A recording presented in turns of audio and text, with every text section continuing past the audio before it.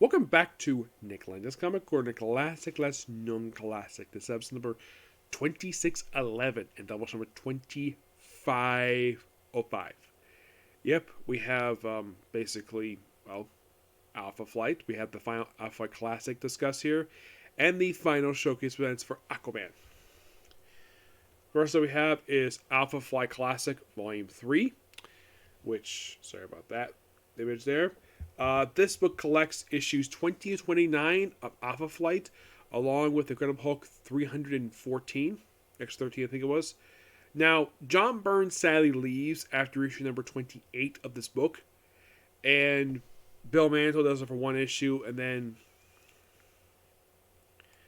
somebody might be thinking, okay, if in fact that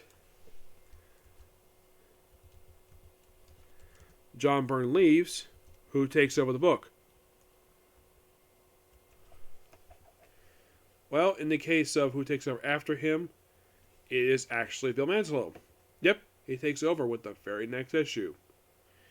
Yep, and he's there for quite a while. He's there to issue 67. And he is actually, now, by the way, this book, John Byrne was the first of 6 writers. 6 writers. Though one of them was actually fill-in writer. Yeah, 6 writers for this book. Yeah, John Byrne did the first 20 issues. And then basically have Bill Mantlo. He did it for 40 straight issues. 40. Then we had James Handel, who did it for 40, at least about 21. Ben Caesar did it for about 15 issues. Yeah, it looked like 15 issues. Lobdell did it for just a quick 7-issue run. Simon Furman was kind of the final writer of the book.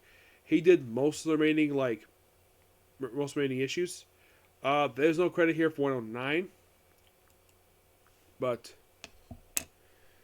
what happens over the course of these issues? Well, first we see this woman called the Gilded Lady. Yeah, this woman is like this ageless woman who turns people to gold because she has a mysterious ability of hers. Oh yeah, but we have Amora's brand new attire. She has this for a little while, and then of course switches back to a brother, so Alpha symbol, her brother guy. And like, oh, you have 3 guys basically giving her compliments, and then one of them she manages to kiss him. Yeah, and it's also hit the fact that basically Sasquatch and Mora are a thing together, but yeah, then of course Talisman basically is there with Snowbird, and of course basically like Snowbird has had to fake basically go back to her people, but then of course she has to stay behind and elope with Doug. Yep.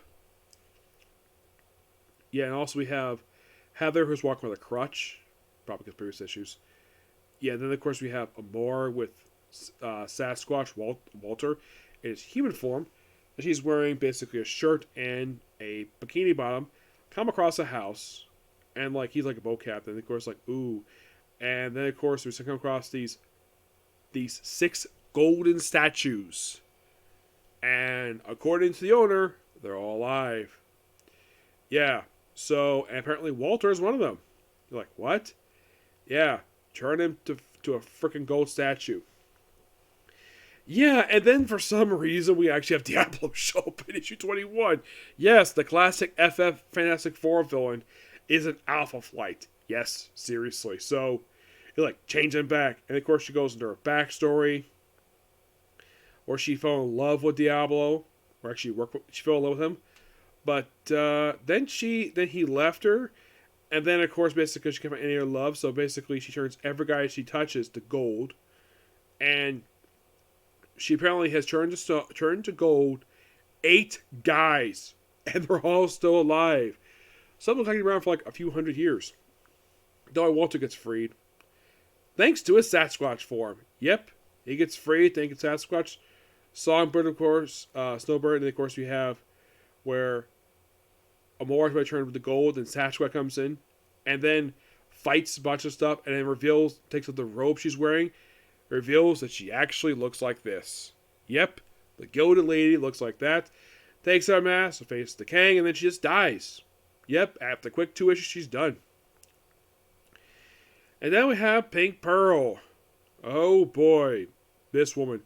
Oh, and of course she Amora reunites with her brother, and because he her name is Jean Marie, and the fact that because he called her by her code name, not by her actual birth name. And by the way, she's wearing a bikini and it's snowing. Yes, she's freezing cold. Brings her inside, where Sasquatch, basically, like, she just jumped off, left behind a boat. Yeah, and then we have, like, and of course, Heather sees a guy that looks like Mac. But at this point, Mac has been dead since issue 12. He doesn't come back for quite a while. And then, like, oh, we see this woman, he makes out with North Star. Except that North Star is not into women. Nope. And then Pink Burrow, who's basically like, oh, like, things so nice. Yeah, it's like, John Byrne specifically created her just to be annoying. And then we have Box Shop. This, of course, is the first box. He's reformed, and of course we reveal, oh yeah, he's this guy in the wheelchair. And he's very polite. He refers to people by Mr. and Miss. Yes, this is basically Box in his, well, when he looks like this. It's a build of his. Yeah, Pink Pearl runs a circus, and she basically gets taken care of pretty quickly. And from looks like she died in Alpha 22.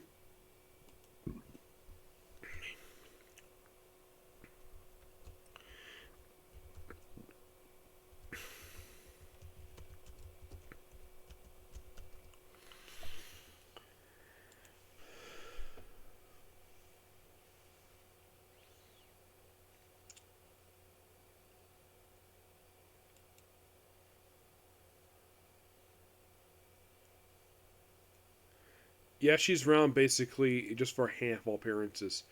Oh, they say, oh, she's a nice lady. Not really. She's around for just for this one issue, and then she returns to the Alpha Flight Annual. Yep.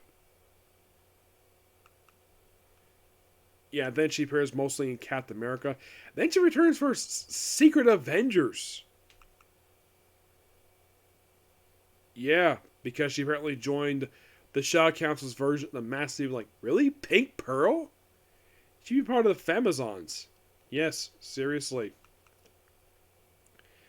And that was just in 22. In 23, you basically have Sasquatch versus a Wendigo. We have first appearance of Tenark, who just basically another Sasquatch. This is basically his debut. And Caliber, who is a robot. Yeah, Sasquatch, basically, he loses his body he had. So, yeah, Sasquatch becomes like a separate being for some reason. And then Walter, well, and then, of course, he briefly leaves the box because apparently his personality went into the box robot, and he's boxed for quite a while. And then the other box is Roger Box. Yeah, he's the original Box. Yeah, he's around for a little while.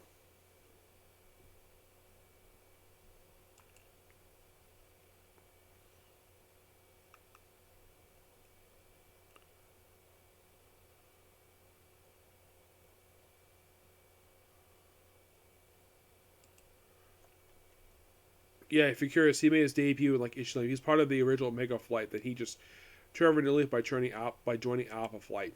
Mm-hmm.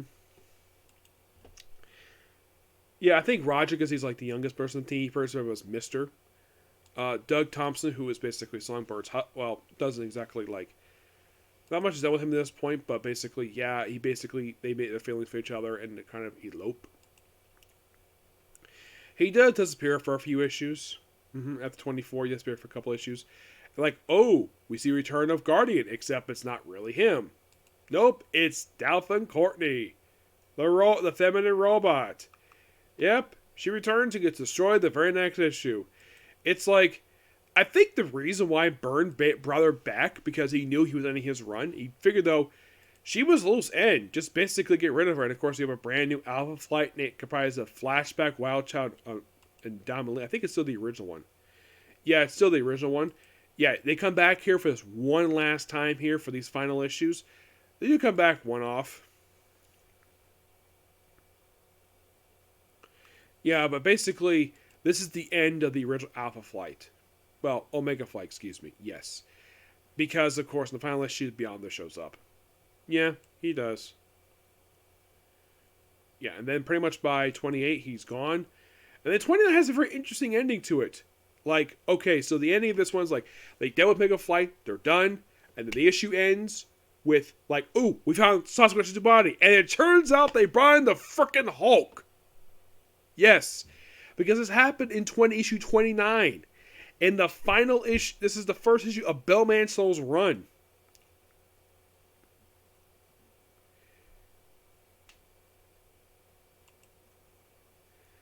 Yeah, and then of course it continues over in the pages of Hulk, which of course Bill Mansow wrote, which I discussed already. But yeah, this is the end of John Byrne's run of the book.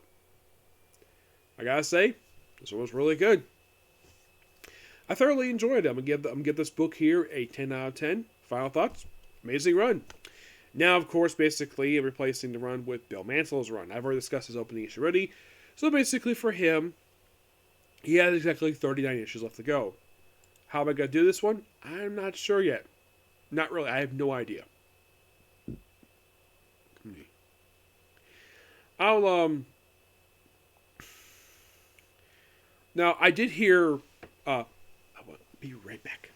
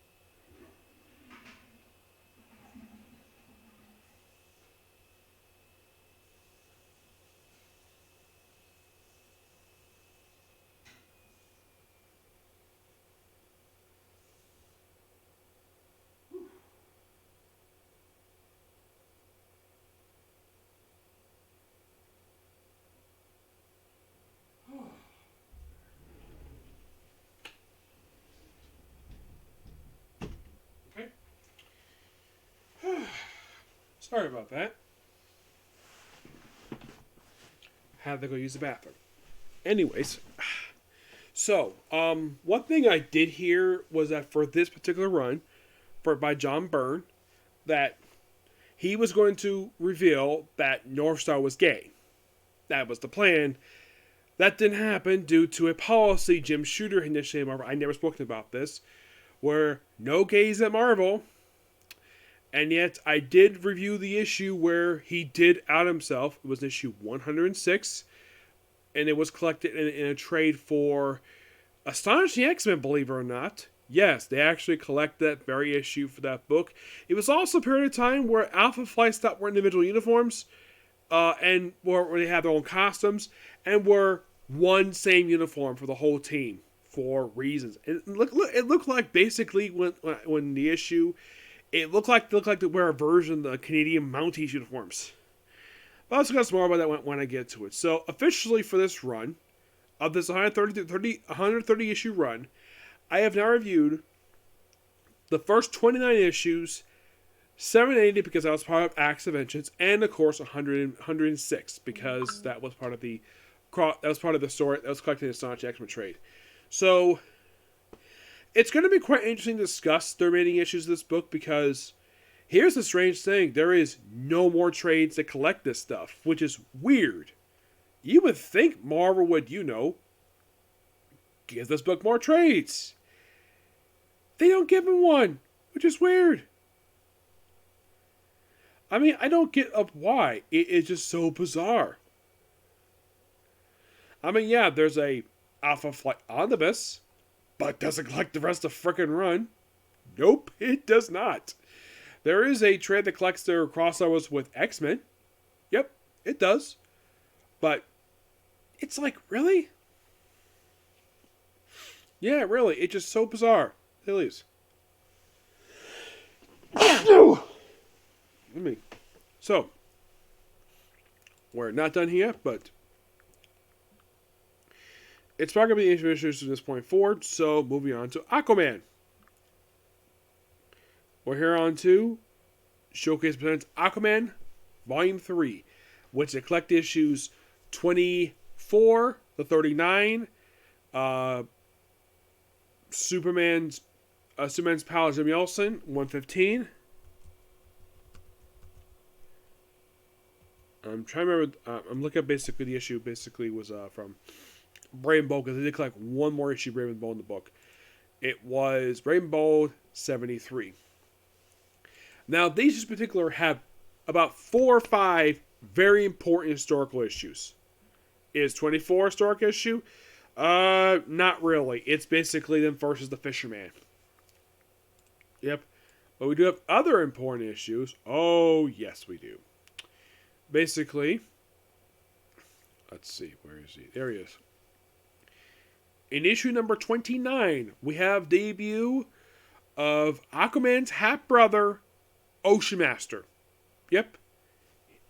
Issue 29 is one of like 3 historical issues we have here. But this issue in particular is quite cool. Even in Silver Age, it's awesome. Excuse me. So here's the story of this one.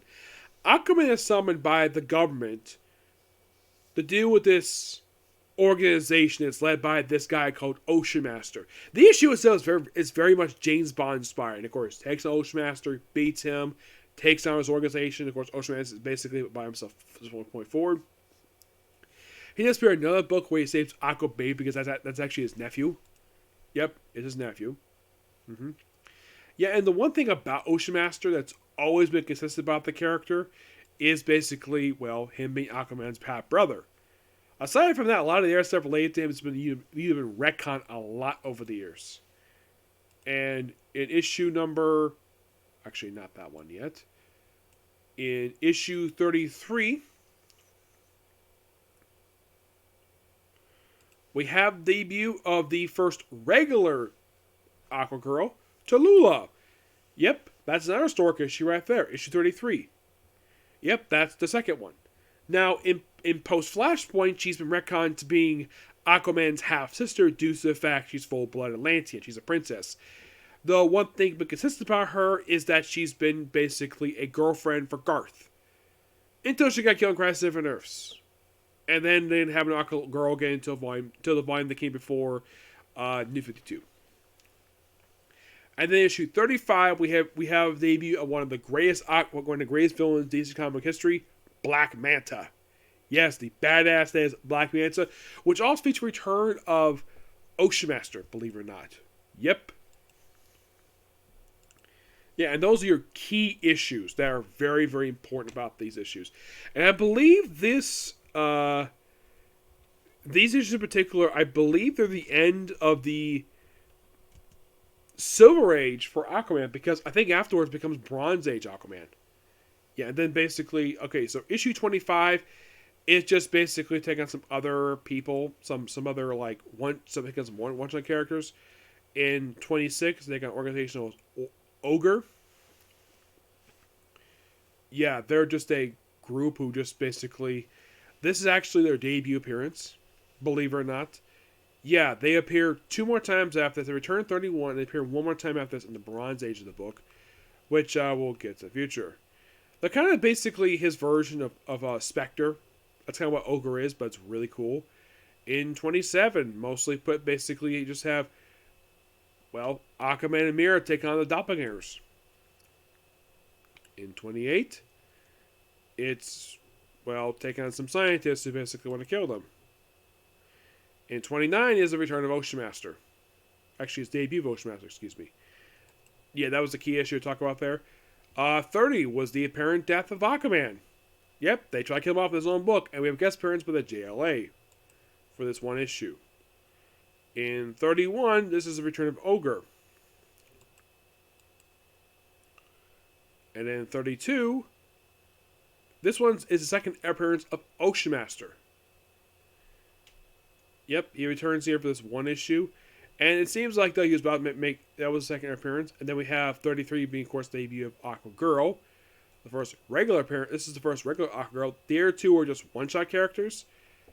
But then Dark Crisis basically brought those girls to continuity, brought those girls to canon.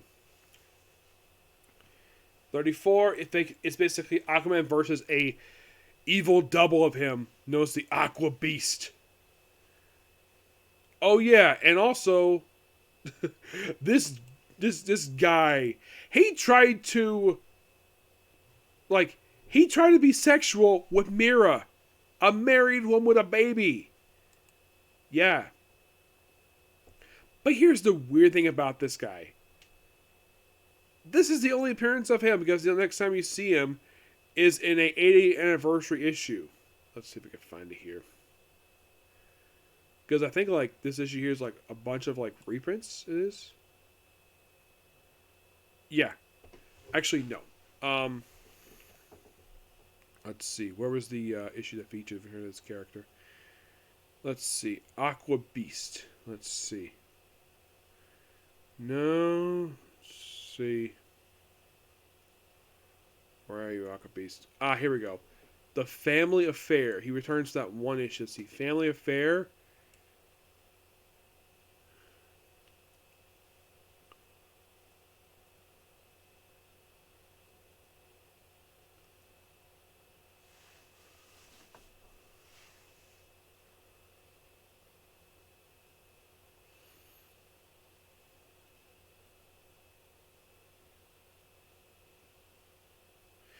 Yeah, he returns to this one issue, and that was it for him.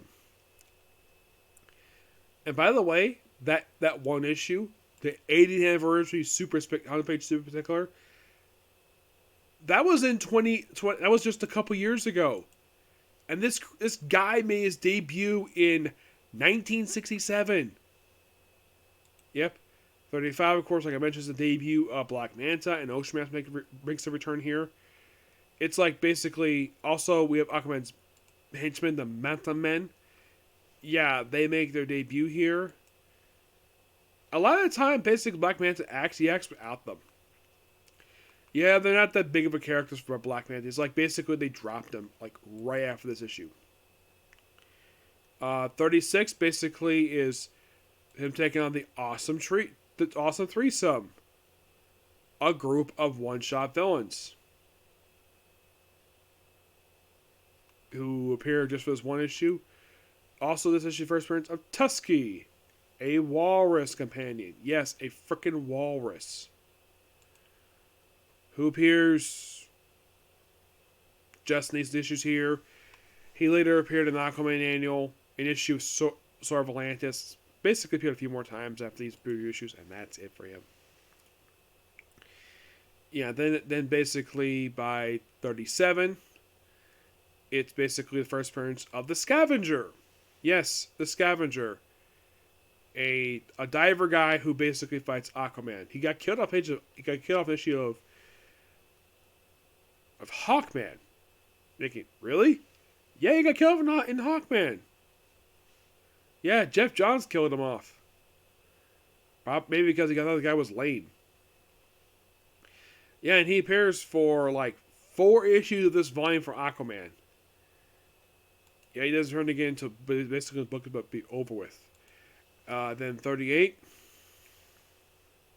Love the cover for this one. Okay, and then we have the single appearance of the Liquidator and Lord Ragnar. It's just some Atlantean guy. And then 39, mostly put, is just basically deal with some aliens. And that's it.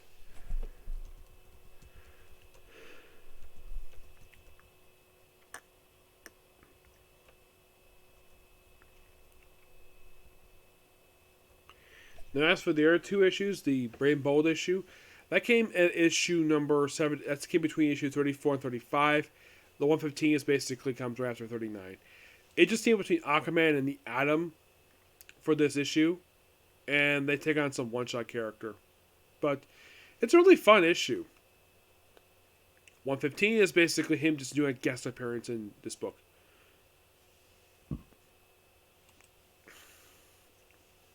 Doing this guy called the Old Man of the Sea. Yeah, it's basically them dealing with a character from the pages of Aquaman. And this actually was his second ever appearance. The Proteus, God of Changes. After this, he appears one more time in the Wonder Woman special in the 90s. And that was it for him. But in the case of this book overall, was pretty good. Though the sadly, like I mentioned, is the end of the showcase books for Aquaman. But we're not done with the Aquaman trades. Oh no. There is approximately, for this volume, about 3 more left to go. And then it's on to 3 very short-lived volumes.